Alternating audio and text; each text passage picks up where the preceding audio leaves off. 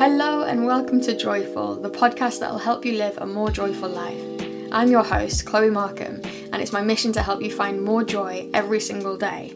This podcast is a deep dive into ways to reduce your stress, your overwhelm, anxiety, and that voice in your head that tells you you're not good enough, whilst also diving into the methods, philosophies, and protocols that help us live more connected, grounded, and ultimately happier lives. This is about living life on purpose.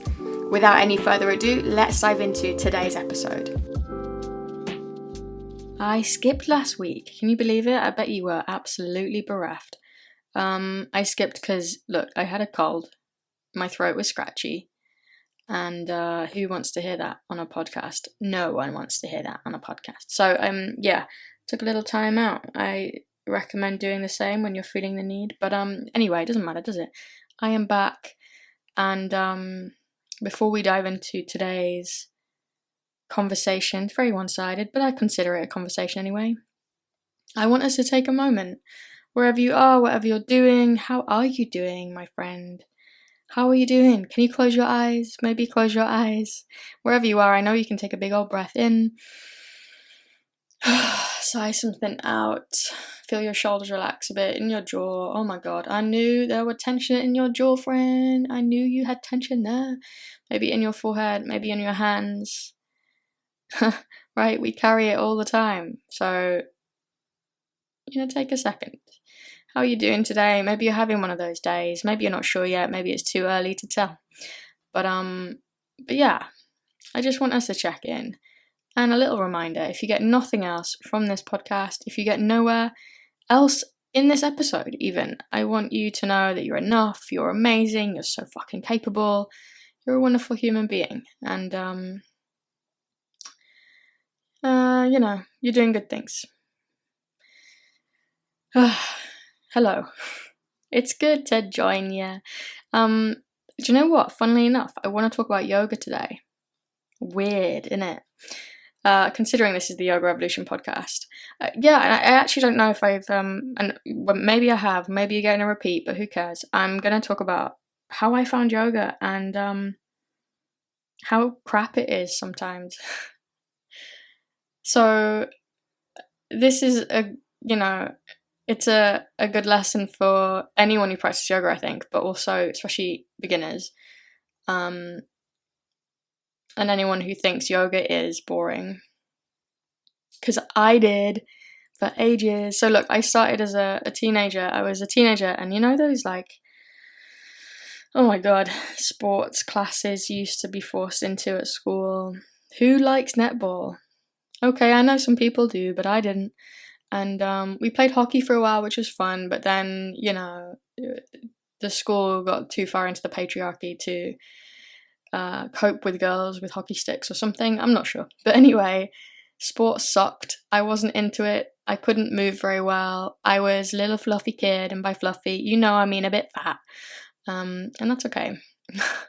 It's okay, baby. It's okay. Yeah, I wasn't into it. And then I don't know if something happened or I just had an overactive awareness when I was a kid about how I was probably going to die at some point soon if I didn't take care of myself.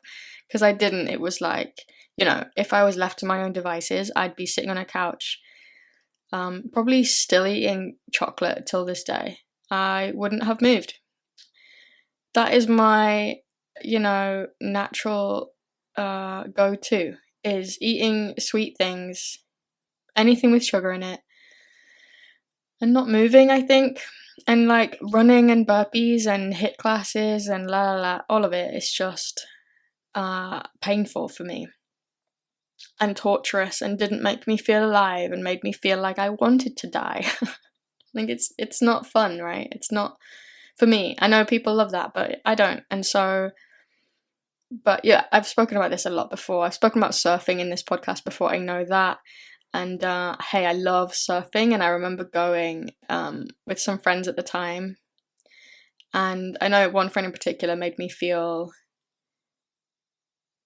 I don't know if it was probably in my head or if she actually said something, but I know I felt like a jellybaby in a wetsuit.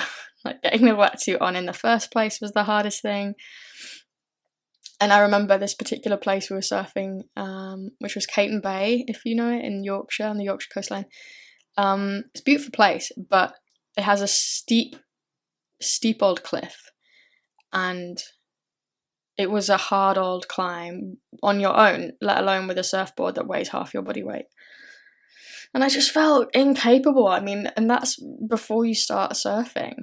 So like, and I was like, I just love the idea of being a surfer and being in the sea and have a reason to get in the sea. You know what I mean? It was just, I just felt this affinity for it. And but yeah, I couldn't get fit in any normal way. And then I think I found on some blog somewhere, this was like, 2004, 5, no, maybe 6, maybe 2006 or 7, something like that. So it was a while ago, right? And I found this blog about yoga, and it promised me a different body and fitness and strength and flexibility beyond my wildest dreams, you know, one of those things. I actually think it might have been a magazine, and the magazine had this, I mean, as they still do, come on, we haven't really changed since these days, hey, but a beautiful woman in a bikini, and it was something to do with surfing and yoga, and I was like, oh, if someone's handing me this on a platter, like my focus was yoga, my focus for getting fit really was to surf better and to look less like a jelly baby in a wetsuit, right? So someone was handing me this on a platter. Yoga is good for surfing. So I was like, okay, let me try. So I actually downloaded this yoga for surfers. Oh my god, back in the torrenting days, do you remember them? And it was great. Looking back now, I really don't like it, but it was great. I was like, this is yoga? Oh my god, it's so much better than running. And yeah, and that's, you know, the rest is history, I suppose. But the reason I wanted to talk about it was because, number one, right, you know, my life after finding yoga, it doesn't matter how I found it, like, you know, all of that stuff, the motivation and all of it doesn't matter. I think I found it and it became almost more than my surfing. And I found that, you know, it's more accessible than surfing. I was an hour from the beach, you know, winter.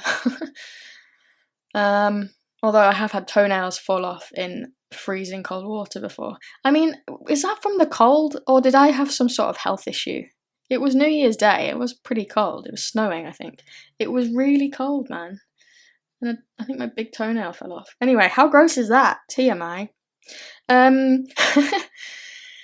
am I talking about? Crap, this is the problem when I don't have someone else on this pod, because I get distracted. Anyway, yeah, my life changed, right? Yeah, and anyone listening to this who's practiced yoga for a while, who's had some stuff happen because of yoga, knows yoga can be way life-changing. I remember my mum particularly, she said to me something about how my body has completely changed shape since I started practicing yoga. And I was practicing a lot of yoga at the time.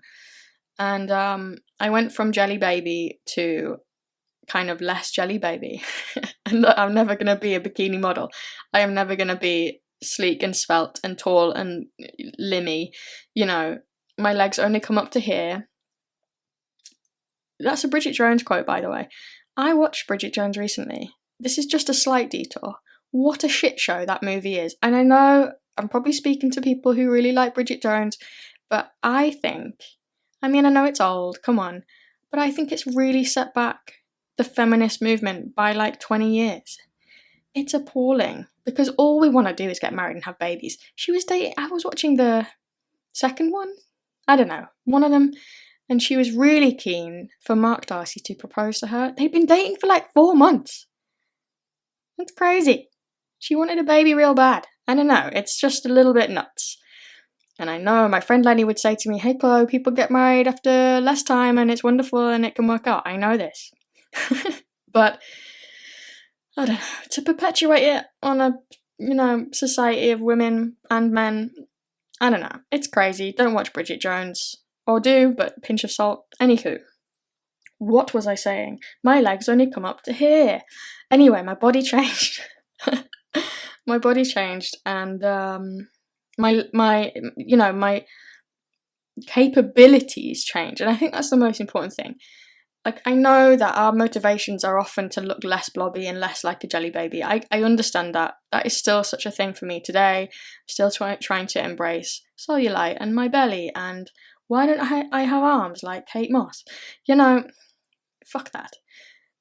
I know that is still a motivation, but isn't it even more wonderful when we have a body that can take us surfing and do the things? And, I was speaking to a friend the other day, hey Caroline, she said that she loves having a body that enables her to say yes when a friend says, hey, do you want to come sailing this weekend? Right? She says yes because she knows her yoga practice has set her up to be capable of movement, so that she doesn't, pull something or get cranky when she's moving on a sailboat, or when she's cycling, or when she's doing a hike, or like, we can say yes to adventure because our bodies are capable of that. Isn't that wonderful? Anyway, I have digressed because I really wanted to talk about, how did I say at the beginning? Something about yoga being a bit crap. Because this was my thing, right? So I found yoga online, torrented some yoga for surfers, and it was great. And I was like, you know what? I've been practicing a while. I'm going to go to some in-person classes, like some local, whatever, classes. So I did. And I always have peppered my at-home yoga practice with in-person. But there's a massive reason that I have peppered it with in-person rather than that being an overwhelming part of it. Because I would go to classes and it would be nothing like the class that I practiced online. Hey, look, I know. I'm the first person to understand. There's so many different shades of yoga, so many different facets of yoga, and like types of yoga, and schools of teaching, and all of that. I know that, and how wonderful is that, by the way? But I would go to these classes, and despite it being in person, probably, and if you don't, please come to one of my in-person sessions. First one is in autumn sometime. I haven't got the date yet. But anyway, there's a difference, right, between online and in-person, regardless of what you're doing. I don't know if you're an accountant. Is that a thing? Oh my god, the worst analogy ever. But in person, there's more magic, regardless of what it is. Yoga, accountancy, Build-A-Bear workshops. I don't know. Can you do that online? What the hell? You know what I'm talking about, right? But there was not that I knew that at the time, but there was no magic. I would go to these in-person classes and I would feel, maybe I'd feel a bit better. Yeah, I've moved my body, I've stretched a bit. Maybe I've learned a bit about my practice, which is great. I love this thing. But I would feel a little bit lacking somehow.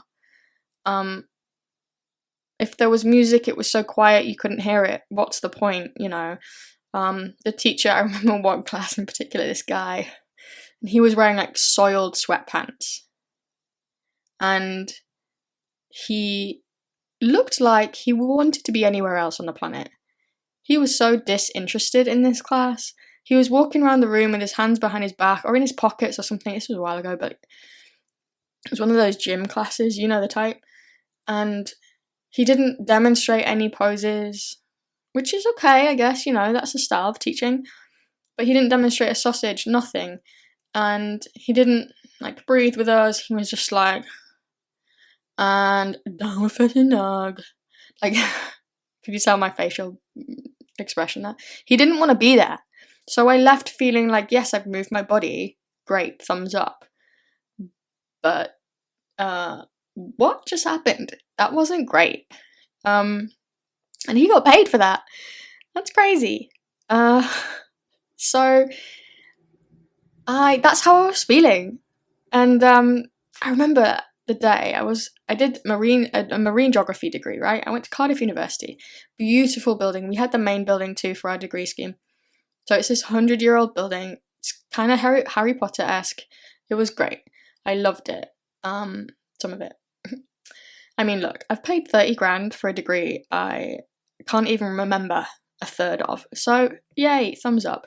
But no, I remember walking through the gates, beautiful, ornate gates one morning. I was on the phone to my mum and I said, hey mum, I think I was in my 4th year of uni, and I said, hey, I think I want to teach yoga. Like, I want to get my teaching certificate. And I remember her saying, okay, Chloe, maybe finish your degree. And I was like, oh, fuck's sake. All right, mother, But I remember actually that was like directly after being in a class with my friend Susie. And we just giggled the whole time because it was just shit. It was just laughable. Again, I moved, felt better, came away from it. I felt better. But like, I just want to say, feeling better, and I spoke about this in the last episode, right? Like how to tell if it's a good yoga class. Feeling better is great. But it should be more than that. The guy with the sweatpants, I felt better leaving his class because I had opted to spend an hour in a gym, in a purpose-built environment, moving on my yoga mat, breathing deeply. Like, of course you're going to feel better. That's the lowest bar ever. You're going to feel better if you did that without any guidance, if you did that, with the worst teacher on the planet. Unless they happen to stand on you and break you somehow. Like, I've known that happen. But like, feeling a bit better, yeah, it's gonna happen. Doesn't mean it's a good class. And I knew after this class I couldn't stop laughing in, which is awful, by the way. If I had a class people were laughing in, it's really inappropriate, and I'm sorry. I don't know who that teacher was, but I'm so sorry I laughed in your class. It was Susie's fault. She was giggling. I started, when you start and you can't stop. Oh my god, awful. Anyway. What's my point? I knew I could teach a better class than this. I knew because I found my teacher, Ian Finn, awesome teacher. Find him at blissology.com. I had started practicing with him. He's a surfer too. And I was like, oh, this is what I dig, right? This is my jam. I love this shit. And his vibe, his messaging, the style of teaching, and this is all online, by the way, because he was in Canada at the time. It really fit. I left his classes. We're still talking about online classes. I was in the tiny space between my wardrobe and my bed, But I would leave the mat after one of his sessions and I would feel, wow, that's impacted my day. Not only do I feel better, but my entire day feels more joyful and alive because of that session. Can you hear that? We have a really noisy barky dog. I'm trying to work out if it's my mum's dog or the neighbour's dog, but either way, barking dog, fun. Anyway, so I knew I could teach better in-person classes than I've ever seen with all these classes that peppered my yoga practice experience, right? So I was saying, as I walked through the gates of my uni, I was like, hey mum, I'm gonna go do yoga teacher training. She was like, yeah, okay, finish your degree. And so I went to New Zealand, or maybe this was after New Zealand, I don't know. That was part of my degree scheme, or at least I made it. It was so funny because it was a sandwich year in industry, right? And so many of my peers went to do, because it was marine geography, they were like the Port of Dover, or dredging in Scotland, or like Bristol Port, super tanker, la la la. And I was like, that sounds shit. So I went to work. Oh my god, I can't believe they let me get away with this, but I went to New Zealand and I worked for Blue Flag. It's like a beach certification program thing. It's great, really, but the work I did for them was so minimal and so shit. I mean, I didn't really. I got retail jobs. I had just a blast in New Zealand for a year. And anywho, so this was my aim, right? And I remember working offshore after I finished my degree. I worked in basically oil and gas. I hated that because, I'm an environmentalist at heart. So working for Shell was great. That was one of our clients. Anyway, I quit my job. Turns out I also met a guy who encouraged me to quit my job. Did he? I don't know. You know how it works out sometimes. And I went to New Zealand. No, I didn't. I went to Bali and I trained with Ian in 2016, and I just knew it was going to be great, and it was great. It was amazing. It was the kind of classes that I wanted to teach, right? More engaging and in tune with something bigger, and didn't leave me feeling just better, but then profoundly impacted my life. And of course, here I am in the Yoga Revolution podcast with the Yoga Revolution, my baby, my life's work, and I'm changing lives. I love saying that. I'm able to change lives every day and create, wonderful things through this yoga practice every day because of that. And then I started, it was never supposed to be a full-time thing. I came home and started teaching in a gym, and I remember thinking, I'm going to teach in a gym and it's going to be better than that guy's was. First of all, clean yoga pants. Tick. It's not difficult. The bar was low. And of course it was rocky for a while. I was a new teacher, but I had wait lists in 6 months. I had queues out the door. I had absolutely filled a 25-person space within 6 months, and it was just like, holy shit, this is brilliant. This is so much fun, and I can see the impact I'm having on people, and that's my drive, and it always has been my drive, is to infuse the world with a bit of joy, a bit more joy, to help more people feel happier and more connected and more alive. So I suppose, like, if I go back to my yoga journey, or like I